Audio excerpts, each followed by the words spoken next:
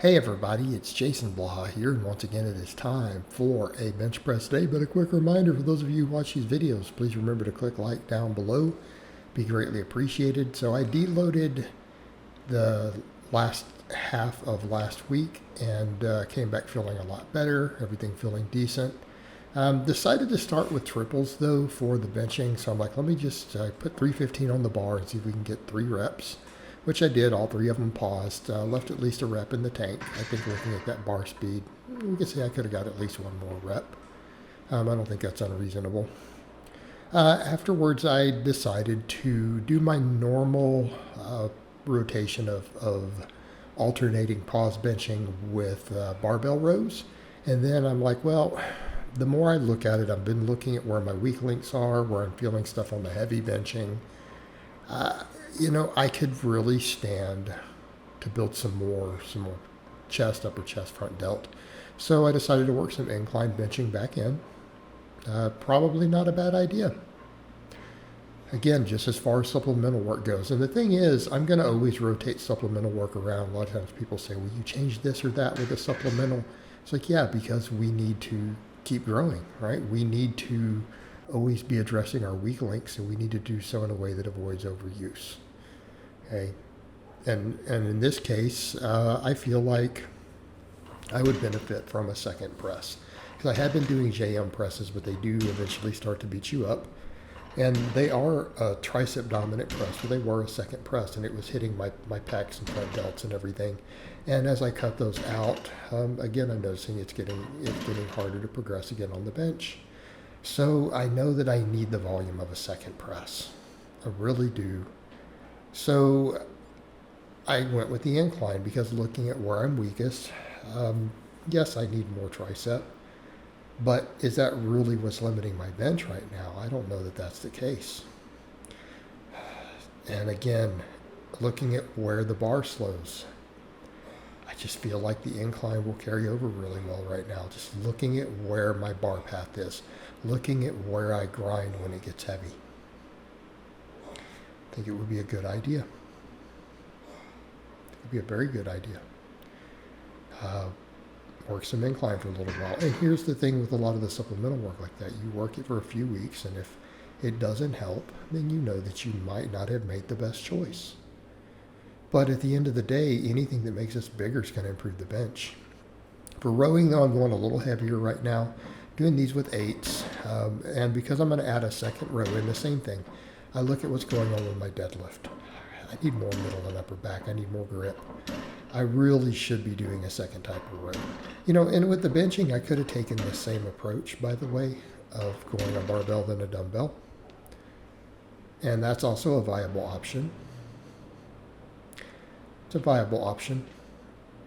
But there was another consideration for me on the incline, which I'll get into in a minute. We'll cover that in a minute.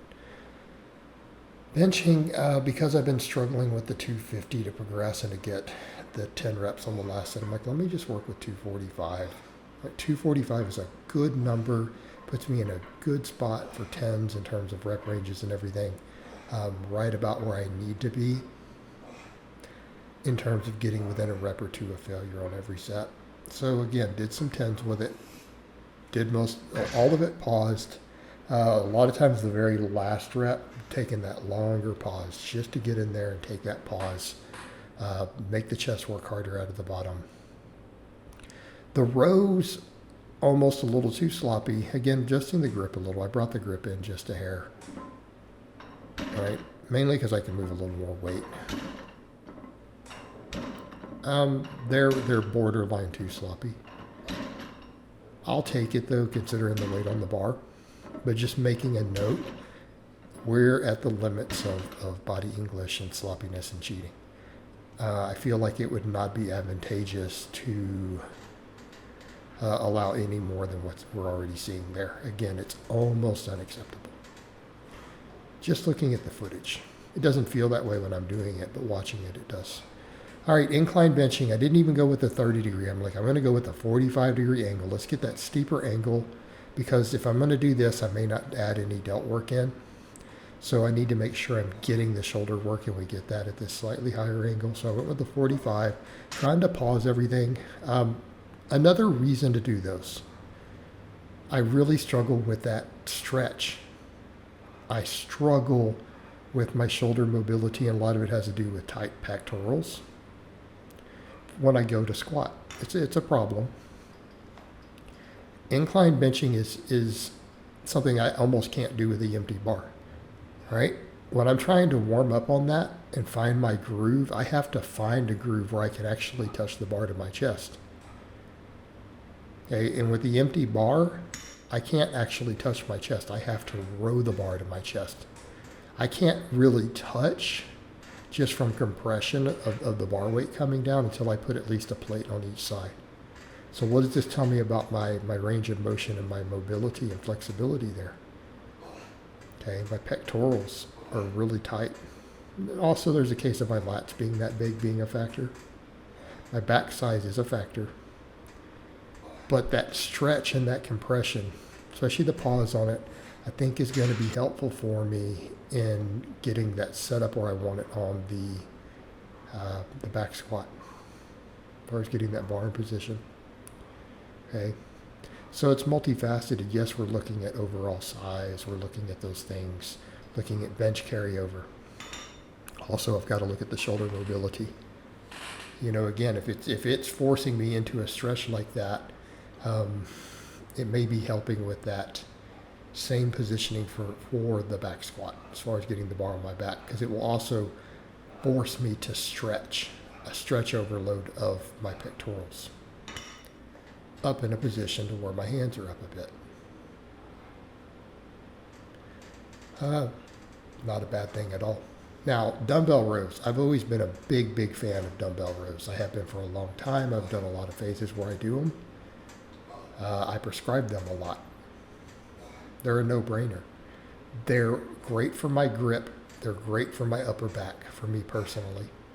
I feel a lot of rear delt trap on those. They're phenomenal for my grip and forearms. Let's work them back in. Do them as a second row. Something I've often said many times. It's a great way to get thick. Combine a barbell and a dumbbell exercise together, right? You really want to work a couple different angles really effectively for hypertrophy and get good overall development. That is a very good way to go. And like I said, I could have done the same thing with my benching. I mean, I even have all the equipment. I have those dumbbell holders for my bench, right? I have them. I could have done that instead of incline also. And that's not a bad way to go. A lot of my clients do that. Not a bad way to go. But for rowing, phenomenal combination.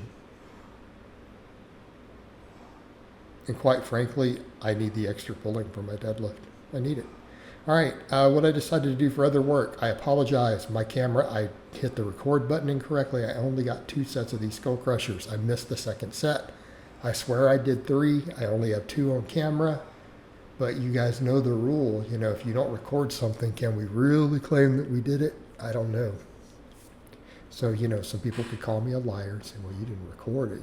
I think you only did 2 sets, not 3. Well, I'll just have to live with that. Rows, I did these heavy rows against a bit of a cheat row. I only did 1 set. Again, I'm not trying to overdo it. I did extra rowing today. I need to work bicep working carefully just to avoid overuse. But I felt doing 1 good quality set wasn't a bad idea. This is, of course, my 3rd set of Skullcrushers, and my triceps were just crushed at this point from all the pressing. These were difficult today, but I got that tremendous stretch, tremendous pump in my triceps doing them at the end, so happy with it. Overall, pretty happy with today's workout, so I hope it was informative, and I'll talk to you guys next time.